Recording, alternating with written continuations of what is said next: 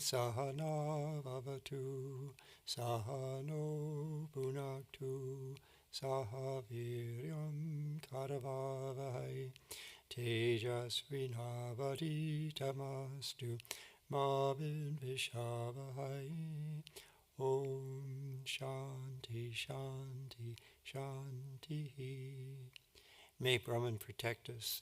May he guide us and give us strength and right understanding. May love and harmony be with us all. Om peace, peace, peace. And good evening. Atma won't be with us tonight, so I'll be doing some summary as well as some reading, rather than just straight reading, because a lot of this isn't all that instructive. So I'll kind of skip around to the more interesting parts. And as you may remember, the last time Yudhishthira didn't want to assume the throne and rule the kingdom, but he was talked into it, and so then everything was going quite smoothly, great peace and harmony and prosperity and so forth.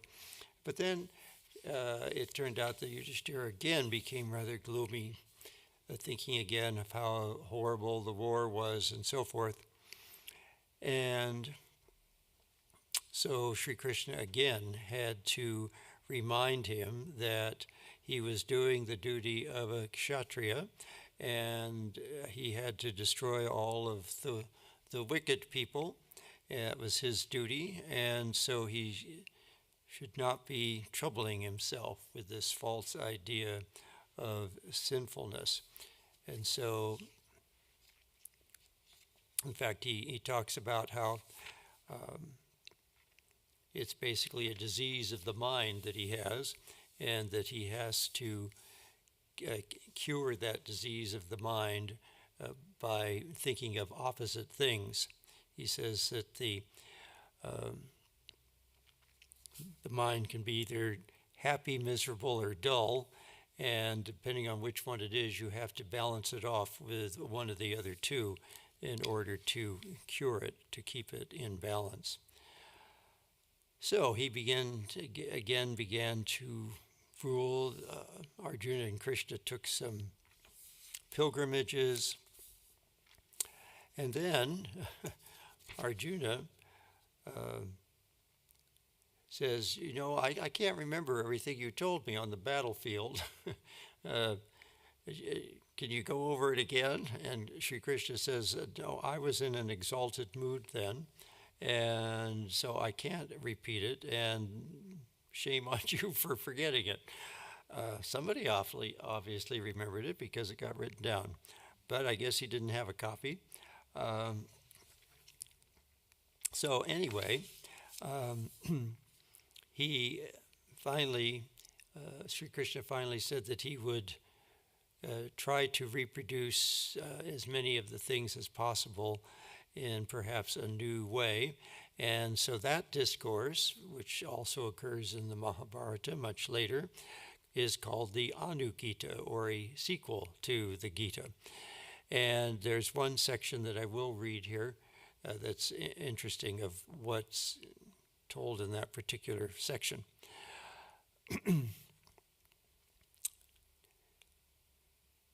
This discourse goes by the name of the Anugita, or a sequel to the Gita, in which he reproduced to him all those godly and saving instructions which once a divine Brahmana had imparted to him. Then he told him the allegory of a Brahmana and his wife. In the course of that figurative story, he narrated a beautiful incident of one ancient king, Alarka, who, after conquering the whole earth, fortunately found out that one powerful being still held his powers very lightly, and that was his own mind, which continued to lord over Alarka. So he wanted to bring it under control, and thought, through my incessant success, my mind has become very puffed up. Thus it has become restless and does not obey me at all. If I can conquer this mind, then I shall really be a conqueror. So let me direct all my sharp-edged weapons against it. Thinking thus, the king pointed an arrow against his mind, at which the latter told him, the mind that is, told him, "Oh, your weapons, Alarka, cannot hurt me in any way. Rather, they will pierce your own vital parts and kill you. You'd rather try to find some other kind of weapons with which you may subdue me." And this goes on through all the different sense organs and the buddhi and various, the various aspects of the mind and so forth. And he finally decides that he had to begin to search for it within himself, since no earthly weapon could kill them. The more he was thus self-centered, the more he found himself to be gaining mastery over the mind. And then it occurred to him that yoga or mental concentration was the only weapon which could give him complete mastery over the mind and senses. Thus knowing, within a very short time, he was able to conquer all his senses with the sharp-pointed and well-aimed weapon of yoga, and attained the highest perfection at last. Wondering at his success, he sang this sweet song. "Oh, how foolishly we employ the greatest portion of our lives in searching after the fulfillment of our sensual appetites, going out of ourselves. Now I've found out there is nothing like being self-centered if a man wants real happiness." Now, self-centered isn't a very, very good use of this term, because we often think of someone being self-centered as being selfish. They're only thinking of themselves, whereas this should really be a capital S.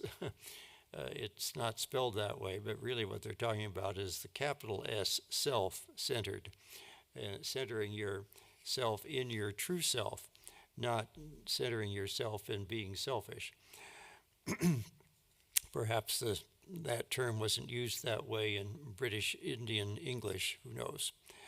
When this long allegory ended, Arjuna asked his friend who was the Brahmana and who his wife were, to which Sri Krishna replied, "My mind is the Brahmana and my buddhi the wife, and I myself am Krishna, the all-knowing God."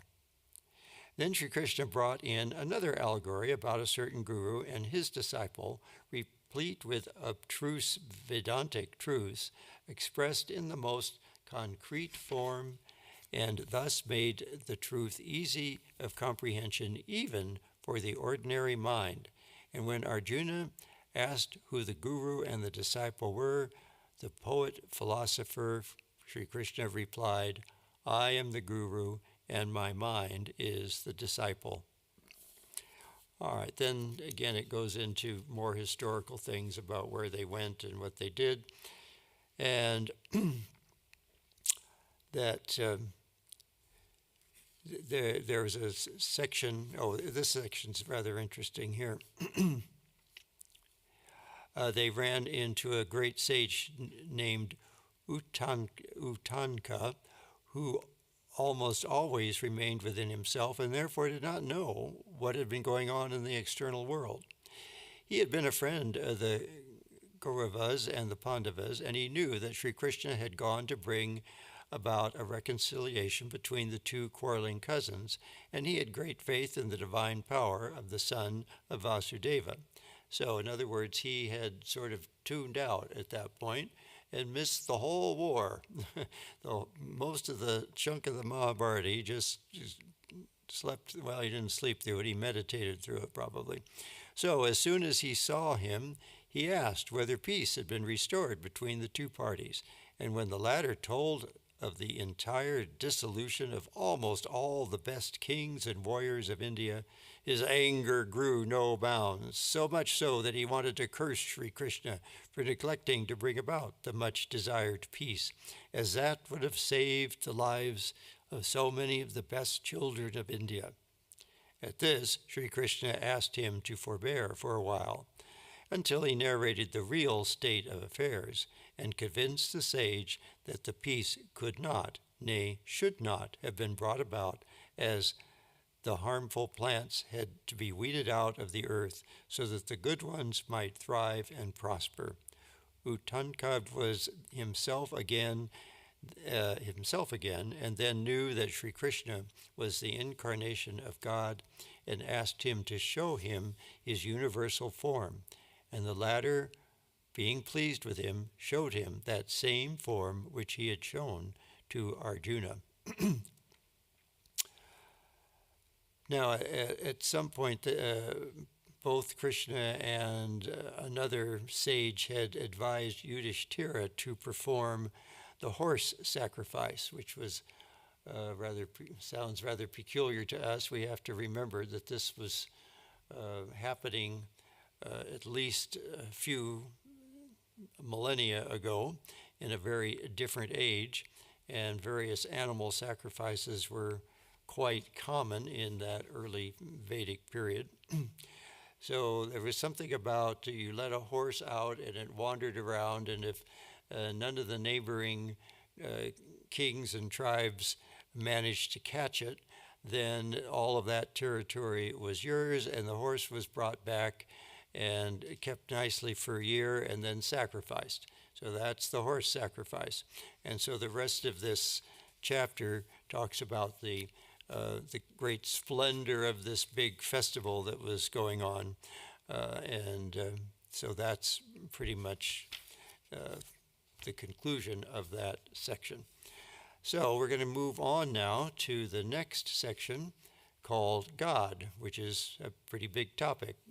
In fact, when I wrote the little parable of the blind folks and the elephant, when it came to the elephant, they explained that they didn't understand the elephant because it was so big, and then they added that God's the biggest thing of all. Words will always be too small. So we're still going to have a whole dozen or more pages about it, even though they'll be too small. We understand by God a being that is infinite in every way, infinitely powerful, infinitely lovely, infinitely conscious. And because he is infinite, he can never be finite. Then how is it possible for him to incarnate, to be in the flesh?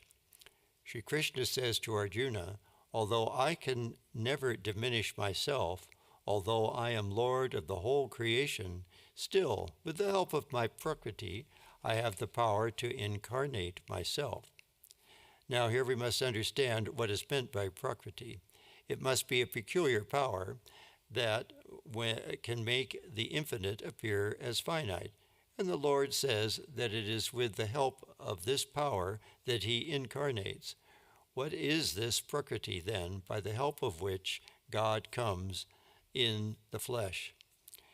This Prakriti, some philosophers have explained as Maya, or forgetfulness, and that certainly seems like what they're referring to here, because Maya is exactly what makes Brahman seem to be finite. As John Dobson used to tell us, if you mistake the infinite, undivided, unchanging for something, there is only one way you could make that mistake, and you have to mistake the infinite to be finite, and the undivided to be divided, and the unchanging to be changing. And then you get this world. And it all comes out very simply like that. And so that's the power that makes it possible for the infinite to appear as finite. Prakriti means creative force. Latin, procreatrix, and creative force mean the power which brings something into existence, which makes something imperceptible perceptible, sensible and conceivable. What is tangible, sensible, conceivable, and perceptible must be limited, because conceiving, perceiving, etc. are all done by the mind, which is limited, through the senses, which are limited. We cannot state everything at once. We cannot see or hear all at once. Mind is bound on all sides by ignorance, and if you compare your knowledge with your ignorance, your knowledge seems infinitesimal. Now it is impossible for the limited to conceive the unlimited. Therefore, which is conceived must be limited. Then how can that power which is limited make the limitless appear limited. It does not seem possible, yet this power in God has the peculiar power to make the impossible possible, the limitless appear limited, as this power is known as Maya, forgetfulness, mistake, taking one thing for another. And of course our senses are very limited. We know that our sight is limited to an extremely tiny portion of the electromagnetic spectrum. We know that our hearing goes from about 20 hertz to 20,000 hertz, and other animals can hear below that or above that. But no animal can hear all possible sounds. No animal can see all possible spectrums of the electromagnetic spectrum. And so our senses are definitely limited. And so he's quite right that you cannot possibly perceive through our senses the infinite. However, we can, through yoga, you can train your mind to transcend the senses and realize the infinitude that is your own true nature. It's your own true nature, so it's sitting right there, but it's not all that easy to grasp. Again, Sri Krishna qualifies Prakriti with another word, my own. That is, this peculiar power is my own property. She is not free. I have complete mastery over her. It is with this power I make myself manifest. So you see that although Prakriti is inside God, always with him, still not having any independent existence, she cannot be regarded in any way as distinct or separate from God. But if this power makes him forget his infinite nature, she must be more powerful than God. This, however, is not the case. God says that she is his property, and she only has the power to bind him when he tells her. Just as a servant is called to wrestle with the master, he may even seem more powerful than his master and apparently defeat him, but the moment the master tells him to go away, he must obey. So Maya is the servant of God and must keep a respectful distance, except when God calls her to wrestle with him. God does not get overpowered by Maya because he has ordered her to bind him. She has done so, but when God tells her to go away, she must go like the servant. Well, that's a little bit different perspective than we usually think of as Brahman and Maya. We usually think of them as inseparable, two sides of the same coin. But that's sort of an interesting analogy he's drawing there, how that Maya, we don't have control over Maya, that's our problem. But an incarnation does have control over Maya. And we've seen from the lives of the incarnations like Sri Ramakrishna and Sri Sarada Devi, whom we have pretty good accounts of, fortunately, because they were pretty recent, that they were living what seemed like, at least Holy Mother was living what seemed like a very ordinary life. Sri Ramakrishna was going into states of ecstasy all the time, but still he would come down and seem rather ordinary to people at those times, in between his going into samadhi. He talked like a person and acted like a person and could joke like a person and ate like a person. But he could control Maya. He knew his own true self when he needed to. And the Holy Mother would kind of indicate the same thing, is that she knew who she was, and she could remember that when she wanted to, but most of the time she chose to forget it and just live as an ordinary Bengali woman.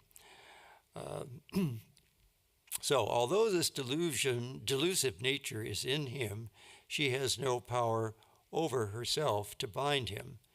Well, you see, if you see them as one, then there's no question of powering over the other. They're just one. as Sri Ramakrishna would say, it's like fire and its power to burn, or the snake and its wiggling motion, or milk and its whiteness, or sugar and its sweetness.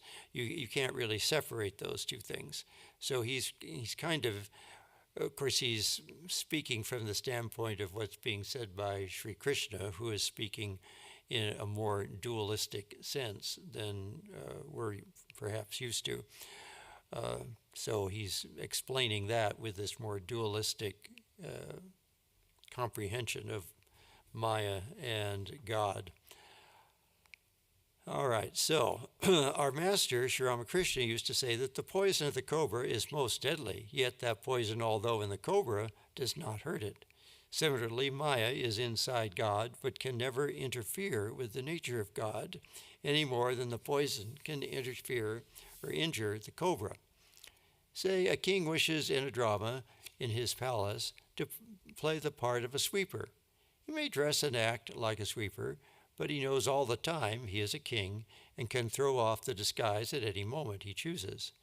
So God plays the part of a creator, that he may have the fun of creating, preserving, and destroying. That is the method he always follows when he wants to create, and this is God's relationship with Maya. God is infinitely powerful, so he has the power to put down the irresistible power of Maya. You know, when I was growing up, there was a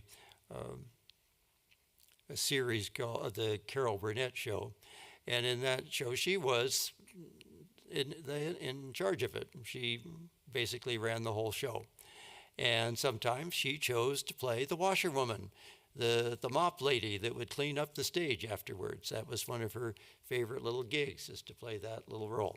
And other times she'd play the Queen of England. And so she could play any role she chose to play because she was calling all the shots. And so similarly, God can call the shots when it comes to how Maya works. But what is our relationship with Maya? We are her slaves. God is the master of Maya, and we are slaves of Maya. We are bound under her. And how to get rid of her? Because we are her slaves, she has the power to destroy us, to crush us. But she has no power over the soul. Soul is by nature indestructible, so she cannot destroy that. She is able, however, to overpower it and make it think that it wants to be born several times. Is there no way to get rid of it? This delusive power which deludes Shishya as well as Guru, Shishya meaning disciple, as well as Guru, teacher, is irresistible. You cannot be destroyed by Maya, but she can make you miserable through eternity. Will anyone like that? No one will like to commit blunders all his life.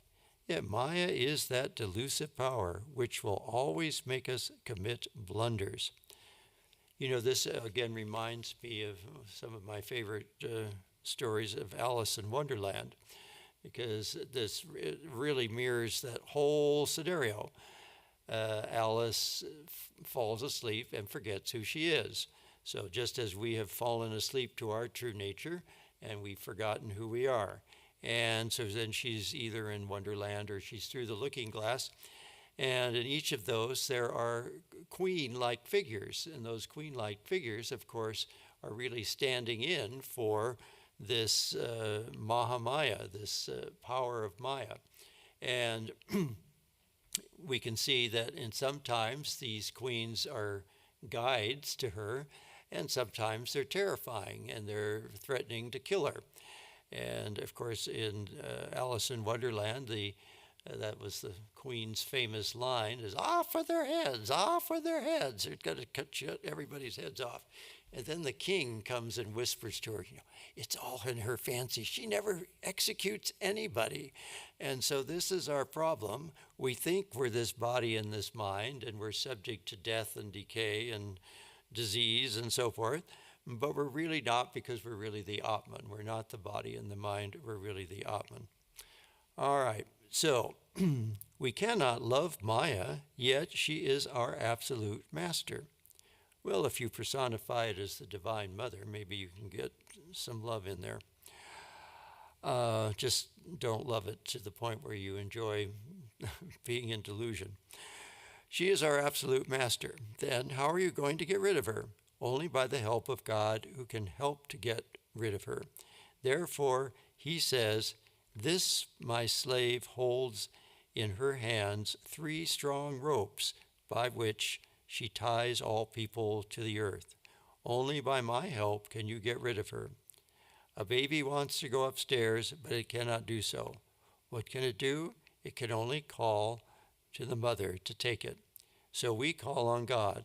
Therefore, he is constantly telling us not to be proud, not to be vain, to confess that although we know what is right, we have no power to do it.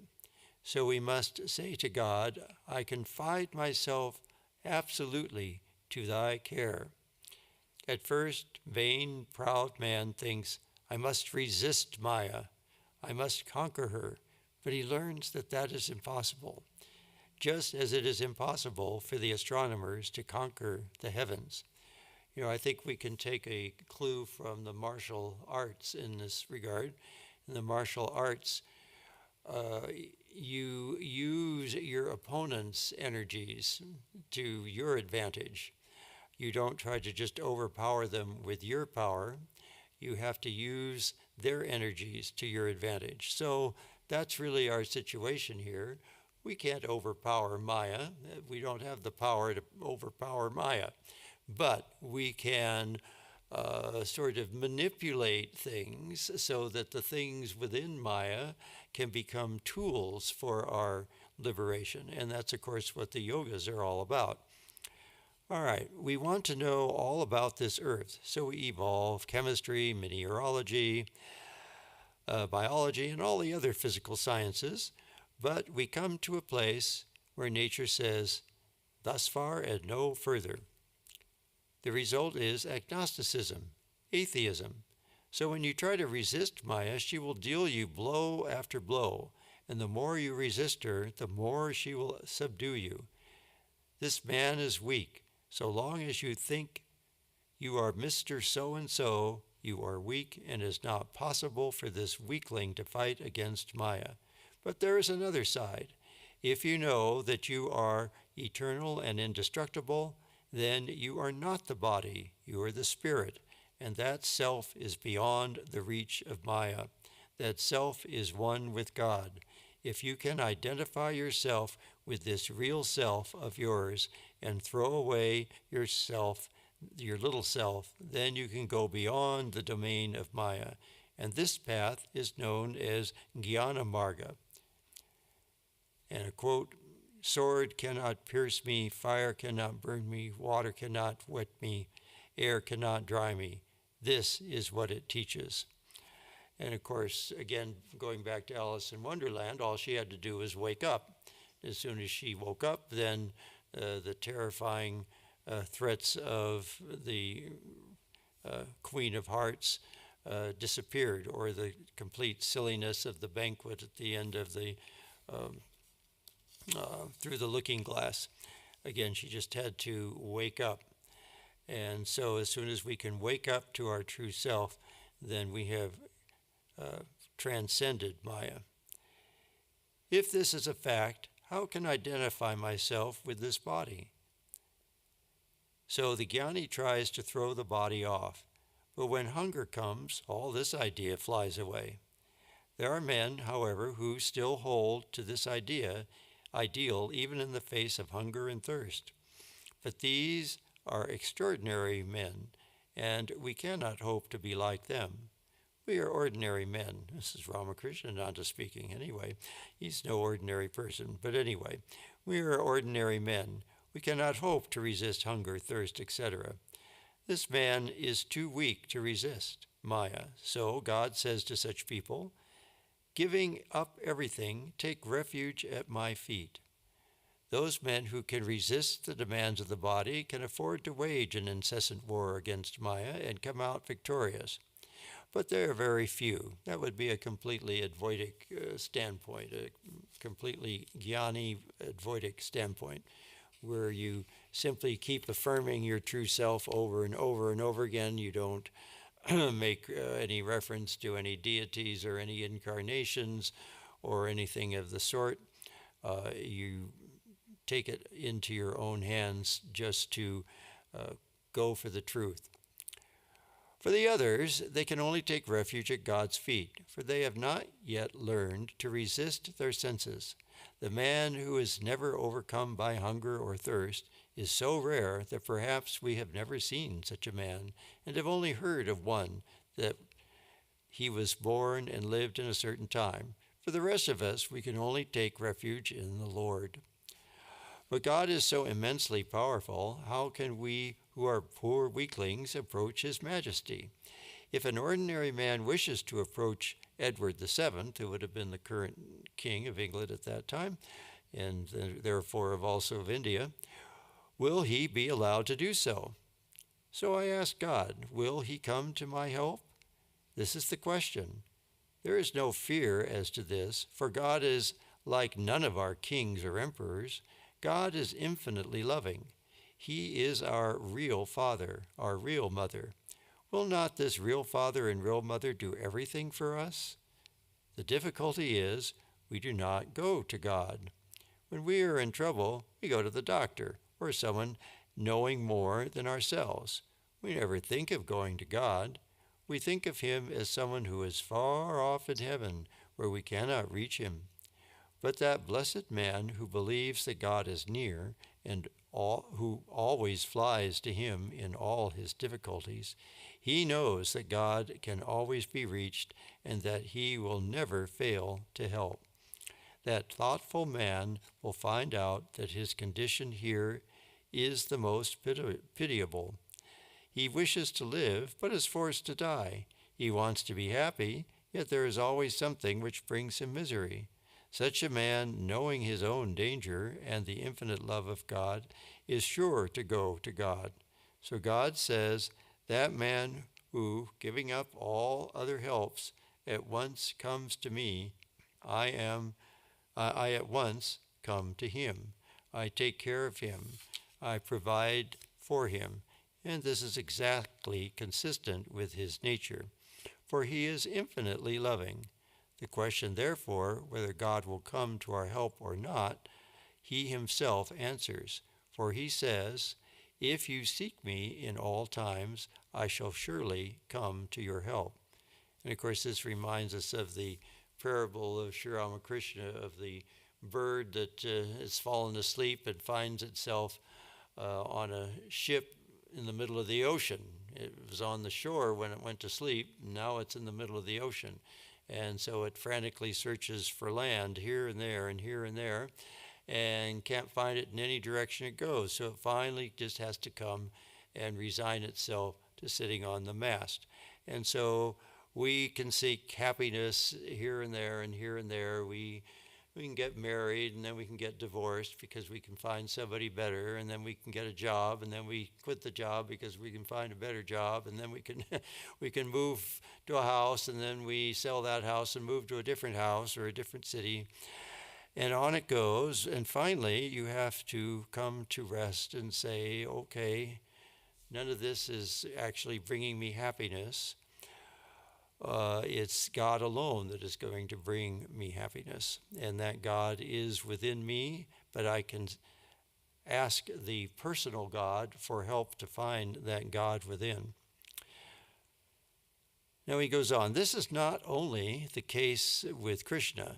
It is said in all scriptures, call upon me in the day of trouble, and I shall deliver thee.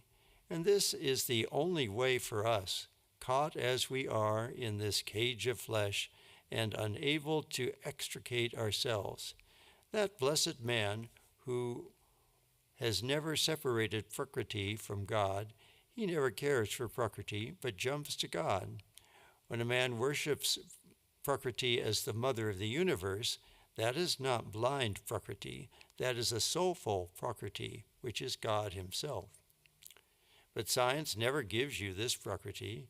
It gives you a dead, soulless Prakriti, because science has separated Prakriti from God. But this man who has not separated her from God worships her as mother, knowing this, knowing that she is God. Yeah, if you approach science, especially, well, all of the science, physics, chemistry, biology, all of those, if you approach it with the idea that it's consciousness in everything, then it becomes alive and you see the divinity in nature. What kind of devotion takes us to God? The child's devotion to the mother. But you say this is not rational. How long do you reason? So long as you have not arrived at a conclusion. Why does the baby go to the mother? Because it has reasoned out that the mother is the best friend it has. And why do you go to God? Because you have previously reasoned out that God will help you and no one else can. So as the baby goes to its mother, you will go to God. Science is the struggle of man in the outer world. Religion is the struggle of man in the inner world. Science makes man struggle for truth in the outer universe, and religion makes him struggle for truth in the inside universe. Both struggles are great, no doubt, but one ends in success and the other ends in failure. That is the difference. Religion begins where science ends. The whole scientific method is based on observation and experiment. But the moment man realizes that there is something beyond observation and experiment, he will give them up and leave science. Science will always have to deal with finite bodies, and God is infinite. Scientific method is the ordinary method, for science is based on observation and experiment, and observation and experiment are based on the senses. Therefore, science cannot go beyond limited being, but God is limitless. The question then arises, how can we understand Him? Of course, you can understand Him with a capital H, because you are He. He is inside you. You have got yourself all mixed up with this Maya, and so you imagine that you cannot understand Him. But He is the easiest thing for you to understand. He represents your natural condition. And so that ends that section. Now, what's this? This one's only a one-pager, so we'll go ahead and read this one. One God is the title of this page. It is true that I am one from head to foot, but here I am called eyes, here I am called ears, here I am called feet. And although I am one self, that which the feet can do, the eyes cannot do. What the eyes can do, the ears cannot do. What the ears can do, the nose cannot do. Therefore, being one, yet I am many. It is one self that is manifesting itself as eyes, nose, feet, or hands. There is one self at the center, and all these are emanating from that center or radii.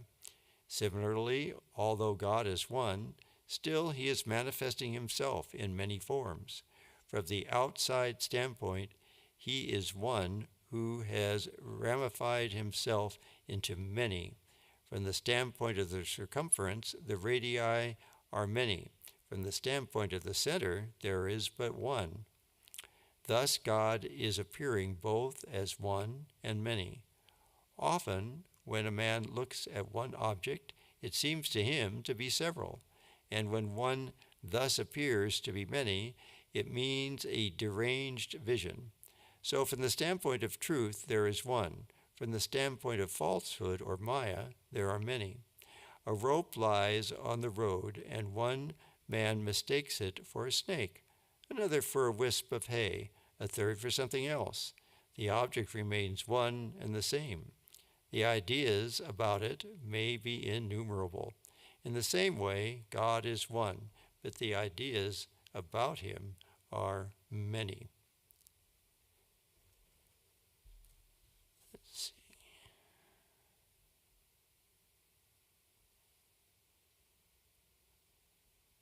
I had a thought and then it just disappeared. Let's see, what was I going to say? Oh, yeah. There was an interesting teaching company course. I think it was called something like Defining Reality or something like that. And it goes through every possible subject you could think of and detailed the way that particular science approached trying to find knowledge. And at the end of every one, he said, we've seen this pattern several times where in order to understand the true picture of reality, we have had to look at bigger and bigger wholes rather than looking at individual pieces. We always start out looking at the individual pieces and trying to make sense out of the individual pieces. Then we have to look at groups of pieces, and then we have to look at bigger groups of pieces, and finally we have to look at the whole picture.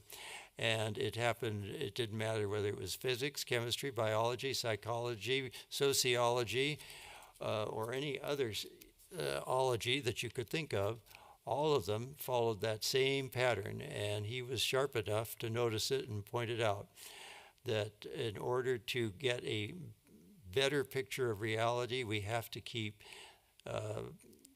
looking at the larger picture that unifies all of the different pieces together, that you cannot understand the whole just by looking at the pieces. So that was quite an interesting course to go through. Now, just a few words about the puja that we'll be having Sunday, the Swami Vivekananda puja. This has the unique feature of the breakfast offering. The woman that donated this property for the center was one of the Beat sisters who lived with Swami Vivekananda for those few weeks in South Pasadena. And she remembered serving him breakfast. And so when they started doing pujas here, she wanted to commemorate that by serving him the same breakfast. And so that's what we do. So it's a very personal connection to this center and to Swami Vivekananda's stay. And we are all very grateful that she donated this property for this center. All right, so let's close with a chant, and please join us for the puja. It starts at 6:30 in the morning and will go all the way until 7:30 in the evening. Om Purnamada Purnamidam Purnat Purnamudachyate Purnasya Purnamadaya Purnameva Vashishyate. Om Shanti Shanti Shanti. Filled with Brahman are the things we see. Filled with Brahman are the things we see not. From out of Brahman floweth all that is. From Brahman all, yet is it still the same. Om, peace, peace, peace. All right. Thank you all.